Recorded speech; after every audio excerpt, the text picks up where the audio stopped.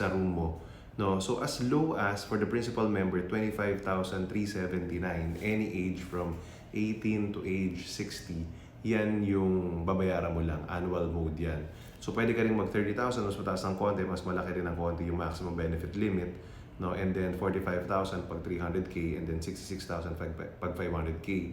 In terms of the pre-existing condition, 5K, 10K, 15K, 20K yung coverage niya. So may limit lang, no? Kasi syempre ayaw din naman nating malugi yung health card.